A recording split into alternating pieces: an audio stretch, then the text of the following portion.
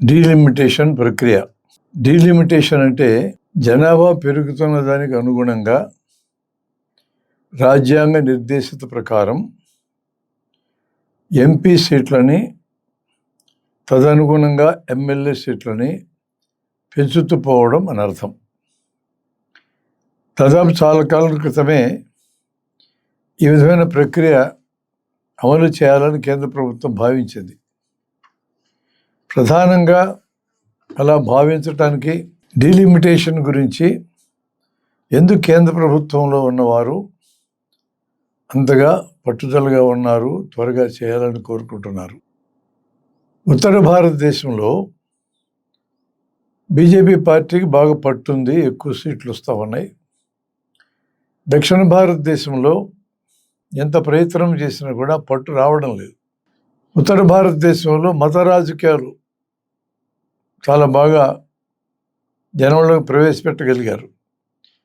అంత మోతాదులో దక్షిణ భారతదేశంలో రావడం లేదు. కాబట్టి డీలిమిటేషన్ ప్రక్రియ ద్వారా జనాభా ప్రాతిపదికన ఎంపీ సీట్లు పెరిగితే బీహారు, ఉత్తరప్రదేశ్, రాజస్థాను, హిమాచల్ ఇటువంటి ఉత్తరాది ప్రాంతంలో ఎంపీ సీట్లు బాగా పెరుగుతాయి. ఆ విధంగా తమ అధికారాన్ని సుస్థిరం చేసుకోవడానికి అవకాశం దొరుకుతుంది. దాంతో పోలిస్తే దక్షిణ భారతదేశంలో సీట్లు ఆ మోతాదులో పెరగవు అసలు. కారణం ఏంటంటే చాలా బాధ్యతాయుతంగా దేశ జనాభాని తగ్గించాలనే కార్యక్రమంలో భాగం కింద దక్షిణ భారతదేశంలో ప్రజలు ఫ్యామిలీ ప్లానింగ్ ఆపరేషన్ని బాగా ఆదరించారు. ఫెర్టిలిటీ రేట్ అనేది బాగా తగ్గింది.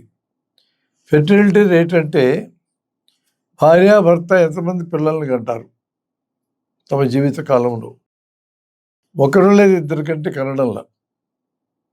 ఇక్కడ ఫెర్టిలిటీ రేట్ 1.5 ఆంధ్రప్రదేశ్లో. అంటే 1.5 పిల్లల్ని ఎట్టు కంటారు అంటే 10 మంది భర్తలు 10 మంది భార్యలు కలిసి 15 మందిని కంటున్నారని అర్థం. తమిళనాడులో 1.6, కేరళ 1.6, కర్ణాటక 1.6, తెలంగాణ కూడా 1.56 మధ్య ఉన్నది. అదే బీహార్, ఉత్తరప్రదేశ్ అయితే 2.8 నుంచి 3.3 దాకా ఉంది.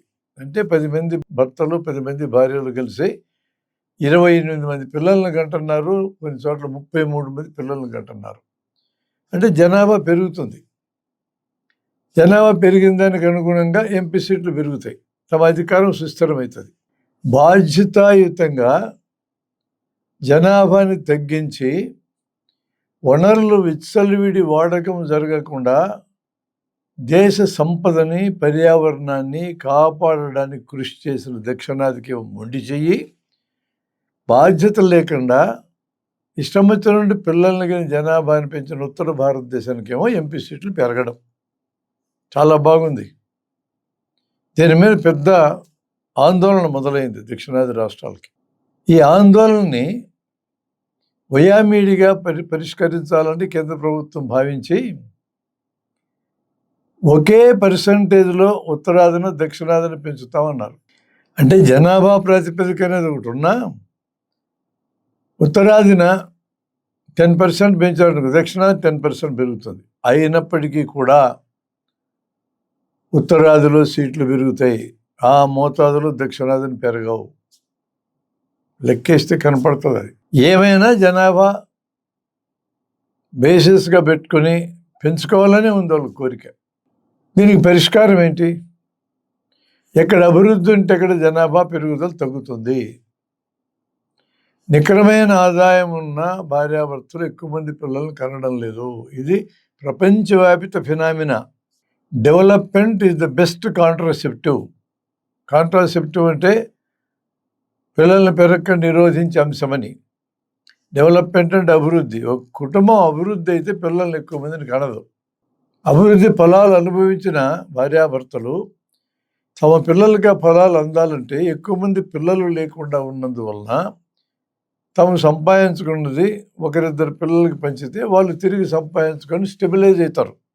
ఐదుగురున 10 మందిన కంటే సంపాదించుకుని 10 మంది పెంచితే బికారులే కూర్చుంటారు. అత్యంత నిరుపేదలకి పిల్లలు ఉంటేనే ఆస్తి కింద భావిస్తారు. డెవలప్మెంట్ రుచి అనేది అర్థమైతే ప్రజలకి ఎక్కువ మంది పిల్లల్ని కనరు. ఈ రోజున పిల్లల్ని పెంచడం కష్టమైన కారణంగా ఐటీ లేదా వగైరా ఉద్యోగాల్లో చేరుతున్న భార్యాభర్తలు dual income no children DINK అంటారు దాన్ని. పిల్లలు ఇప్పుడు మాకు అంటున్నారు. ఒక బిడ్డని ప్రయోజకుడిగా మార్చడానికి 1 కోటి 2 కోట్లు ఖర్చు అయిద్దని భావిస్తున్నారు. అది సంపాదించుకున్నా కంటంలే అంటున్నారు. ఈ ట్రెండ్ ఏంటి? ఈ ట్రెండ్ జనాభా లిమిట్ కావడం. భారతదేశంలో 145 కోట్ల మంది ఉన్నాం.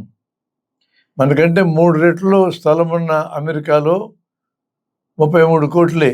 మనకంటే 5 రెట్లు స్థలం ఎక్కువ ఉన్న రష్యాలో 23 కోట్లే ఉండేది. అలా పోల్చి చూస్తే మన దేశంలో జనాభా ఓవర్ఫ్లో అవుతుంది. జనాభాను తగ్గించడానికి ప్రయత్నం చేసే ప్రతి ఒక్కడు నిజమైన దేశభక్తుడు. ఏమడగాల ఇప్పుడు కేంద్ర ప్రభుత్వాన్ని? ఉత్తరాది ప్రాంతంలో ప్రజలను అభివృద్ధి చేసి వాళ్ళంతట వాళ్ళే తమ జనాభా నియంత్రణ చేసుకునేటట్టు ప్రోత్సహించాలి. అది వాళ్ళు చేయాల్సిన మొదటి పని. అది 10 ఏళ్ళకో 20 ఏళ్ళకో అలా జనాభాని వాళ్ళు కూడా పరిమితం చేసుకున్న తర్వాత అప్పుడున్న జనాభా ప్రాతిపదికను పెంచండి, తప్పేం లేదు. అన్ని చోట్ల ఫెర్టిలిటీ రేట్ ఒకటే అయింది కాబట్టి. అట్లా కాకుండా అడ్డగోలుగా ఫెర్టిలిటీ రేట్ ఉన్న చోటేమో ఎక్కువ సీట్లు ఇవ్వడం, సీట్లు వేయడం అన్యాయం. చోట తక్కువ సీట్లు వేయడం అన్యాయం కదా. దక్షిణాదికి ఉత్తరాదికి రిఫ్ట్ వచ్చే అవకాశం ఉంది. దాన్ని పరిష్కరించడానికి ఒకే పర్సంటేజ్ పెంచుతూ ఉంటారు. అయినప్పటికీ కూడా ఉత్తరాదిలో సీట్లు పెరుగుతాయి. ఆ మోతాదు దక్షిణాది పెరగదు. అవి పెరగాలని కోరుకుంటున్నారు వాళ్ళు. తమ అధికారం ఎల్లప్పుడూ ఉండాలని. అంటే ఎల్లప్పుడు ఉత్తరాది వాళ్ళే ప్రధానమంత్రులు ఉంటారా? దక్షిణాది వాళ్ళకి రాదు అవకాశం. నీ తేడా ఎందుకు రాదు? ఇలాంటి పరిస్థితి ఉంటే మాకు ఎప్పటికీ అవకాశం రాదు అనుకున్న తర్వాత ఎట్లా కోఆపరేట్ చేస్తారు వాళ్ళకి? అభివృద్ధి అని దక్షిణాది రాష్ట్రాలు ఎక్కువ పన్నులు కడతాయి. ఈ ప్రభుత్వాలు మీ చేతిలో లేవు కాబట్టి మీరు వీళ్ళకి డబ్బులు సరిగ్గా ఇవ్వరు.